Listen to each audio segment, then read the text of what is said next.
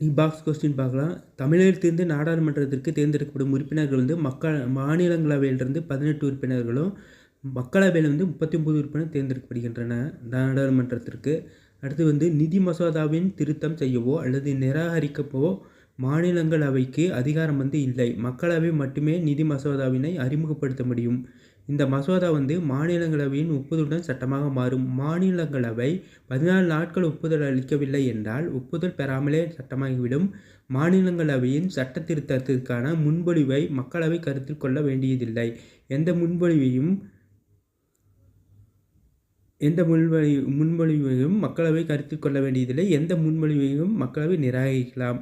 நிதி மசோதா வந்து நிராகரிக்க திருத்தம் செய்ய வந்து மாநிலங்களுக்கு மட்டுமே அதிகாரம் உண்டு.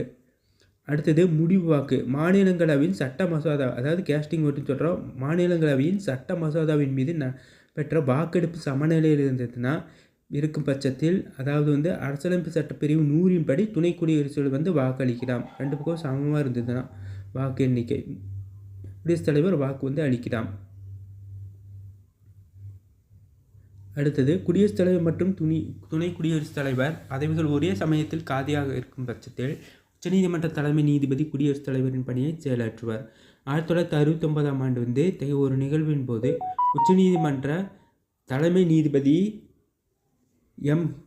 ஹிதயத்துல்லா வந்து குடியரசுத் தலைவராக நியமிக்கப்பட்டார். 1969 நீதிபதி வந்து ஹிதயத்துல்லா வந்து குடியரசுத் தலைவராக வந்து நியமிக்கப்பட்டிருக்காரு.